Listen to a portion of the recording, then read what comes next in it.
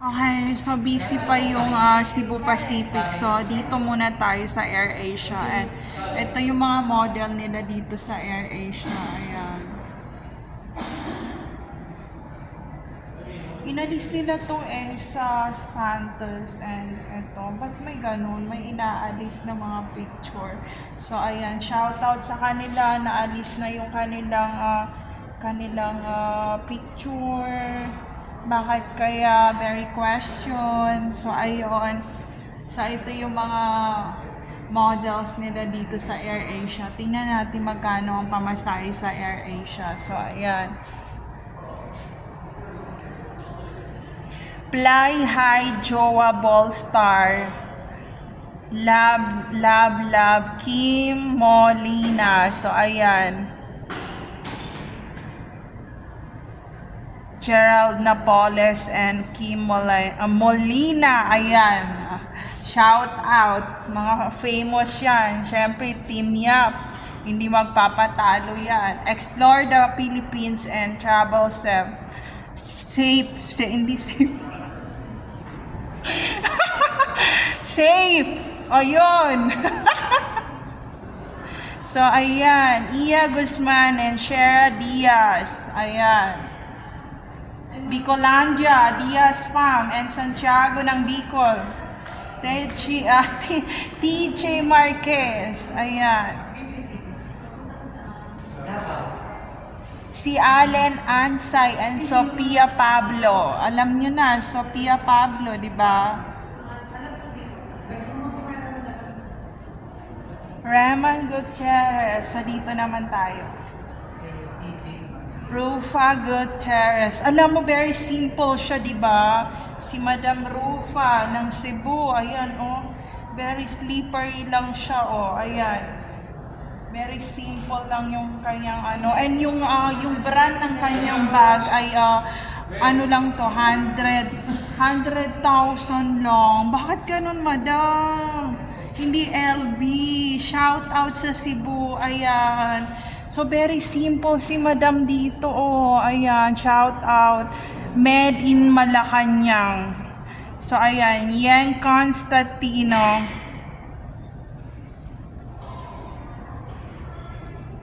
And syempre, Kim Chu, Xian Lim. Thank you for Assam Trip AirAsia, more power, Kim Chu. Alam nyo ba si Kim Chu? Meron ako ditong naisip sa kanya. Tuwing mag-on air yan, lagi niya sinasabi na awesome. Hindi nga na ano yung awesome. Oh my God! Ayokong i-reveal. Basta, lagi niya sinasabi yon. And ito naman ang kay Siam na message. Thank you, AirAsia. Ayan, tapos heart. So, ayan, with happy face, ganyan.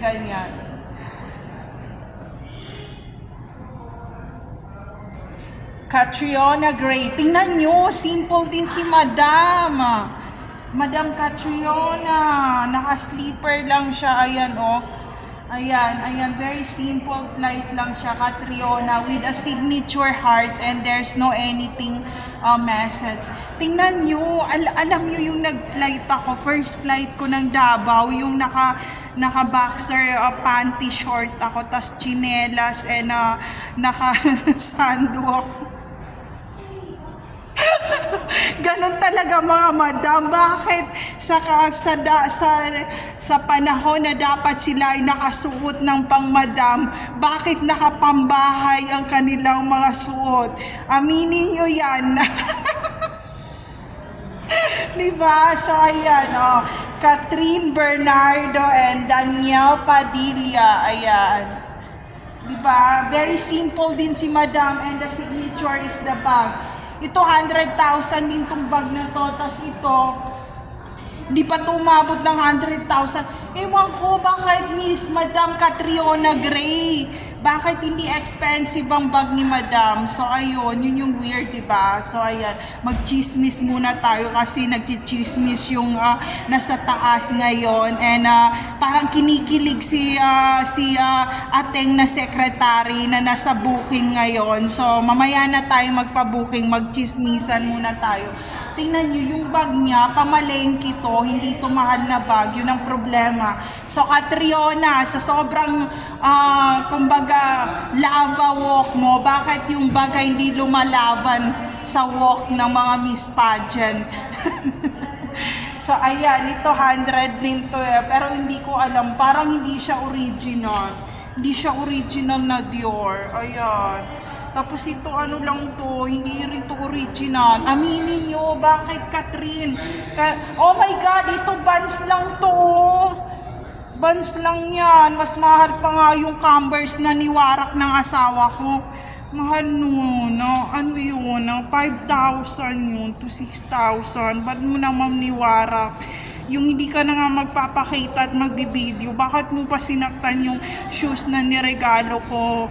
So ayun, magpakita kayo So ayan, Judy Santa Maria, si Madam, very simple din. O, tingnan nyo. Nakadamit lang siya ng plain short and then very simple, and yung relo niya ay hindi mamahalin. Hindi to mahal na relo, mga 1,000 lang to, and hindi talaga mamahalin yung damit. Hindi ko alam kung saan sila magbabakasyon na. So ito, RC Munoz and GMD Guzman. So ayan.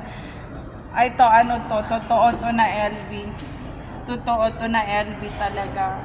Siguro made in sa Japan to binili, yung mga class A nila na ano talaga. And ito Chanel talaga to na sapatos. So si Madam RC Munoz talaga ay pang mamahaling, yayamanin talaga siya pumorma. So ayan, very expensive.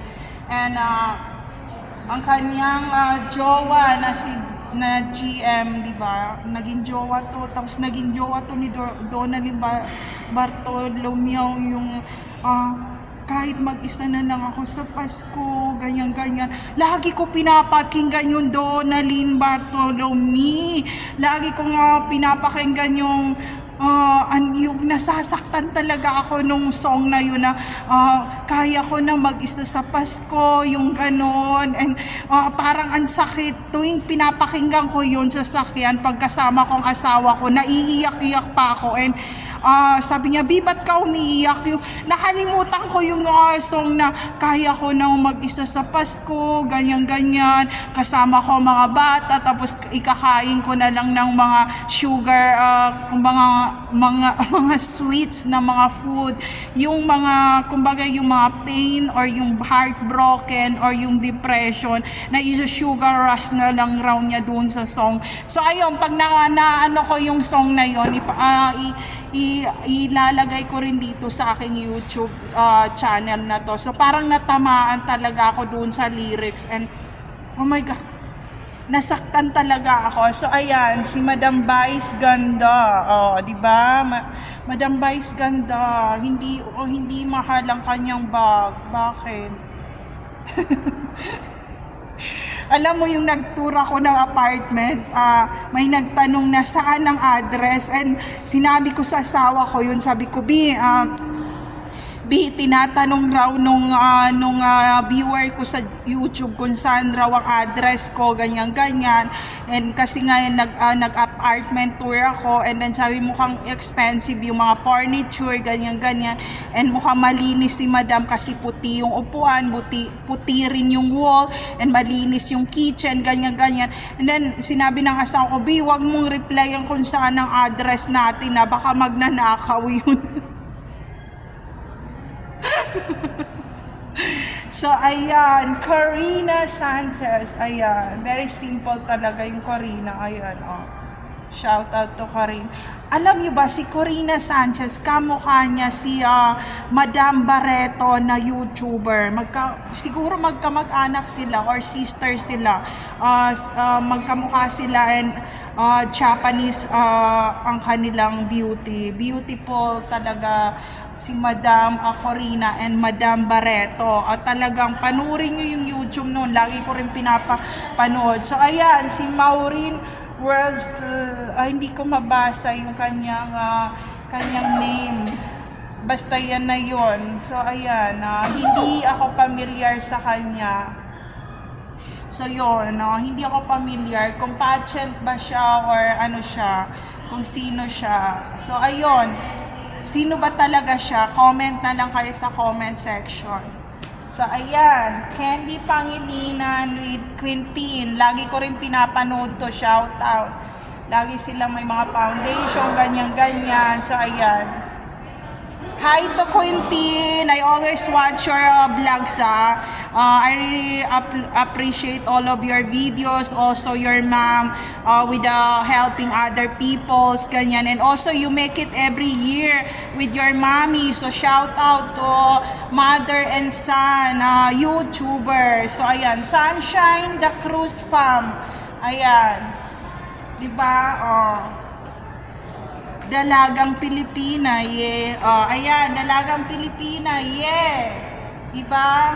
There's no ugly Pilipina here in the Philippines. So, ayun, you cannot choose who's the winner in the pageant kasi lahat sila beautiful and brainy and smart and talagang palaban ng mga Pilipina. Kahit saan mong itapon na squatter area, ahahon talaga yan para lang makahahon sa kahirapan dito sa Pilipinas. So ito yun. So ayan, Bianca Umali. Si Bianca, meron siyang pa-challenge to sa GMA. Pinanood ko, parang nagselo siya doon sa boyfriend niya and parang nag-walk out siya. Shout out Bianca. She is so beautiful, di ba? Ang ganda niya. And nag-walk out siya kasi may pa-selos challenge yung kanyang boyfriend. So ayun, nakalimutan ko yung name. Si Casey Tandingan pala siya. Siya pala. Oh my God, Casey Tandingan pala siya. Alam mo ba, may kamukha siya. Nakita ko, pumunta ng UP. Hindi ko alam kung siya yon. Ikaw ba yon? As in, nakita ko siya. Ayan, oh. Oh, yan. Shout out to Aquino. Ayan. Si Aquino, alam nyo yan, merong mga, ano ba yung mga teleserye nung high school na lagi namin pinag-aawayan? Ano ba yung Flames ba yun? And kasama siya doon. And yung mga kapitbahay ko, lagi nagsasabi na kung sino ang gusto nila makita sa totoong buhay. May nagsabi si John Prats, yung iba si Miko, yung iba, marami yan sila. Nakalimutan ko na yung iba. And sabi ko, shout out! Gusto ko makita ng personal. Si Carlo Aquino, ayan. Diba, very simple lang siya. Shout out alam mo si Carlo Aquino talaga, kamukha siya nung 24/7 na motorcycle na hindi ko na pwedeng sakyan and nandoon yung number niya pero sinabihan ako ng asawa ko na wag ka na talagang sumakay sa motor ni Paulo. Ayoko makita na makipagkulab ka kay Paulo, ganyan. So shout out, di ba kamukha niya talaga si Paulo? Si Pau. Hi Paulo. Ayaw ako ng asawa ko pakausap sa'yo. So ayan. Tapos, ayan yung picture. May pa-picture pa si Vice na nilibre niya lahat sa airplane bago matapos ang COVID. And ang dami talaga, as in Philippine Airlines siguro yun. So, ayun, ayaw ng asawa ko makipag-collab kay Paulo. And marami akong mga viewers na nagsabi na dapat raw makipag-collab ako kay Pau, ganyan. Tapos, di ba sinabi ko na nasa hotel ako na ganito, sa Cubao, ganyan. Tapos, madaling araw, nag-headlight si Pau doon sa na yon. And parang hi and hello, Jassy Pilipina. And super kulit niya talaga kasi nga, lagi siya nandoon sa part na yun ng window. And parang gusto niyang hi and hello ako. And sinabi ng asawa ko, don't let yourself closer to those 24/7 motorcycle Paulo S. Tapos alam mo nung time naman, shoutout natin Ezekiel, si Ezekiel kasi sabi ko Ezekiel just hi and hello me in your YouTube, ganyan-ganyan. Tapos parang pinaselos ko si Mr. Challenge and grabe, kumakain kami sabi ko, sinyaut-out ako ni Ezekiel ng Canada, ganyan-ganyan, ng rappers na kumbaga si Panalo, ganyan-ganyan. Maya-maya sinigawan ako ng asawa ko na umuwi ka na, mag-flight ka na ngayon and pumunta ka doon sa Panalo mo kasi yun yung mga malalaki yung nota sa Canada.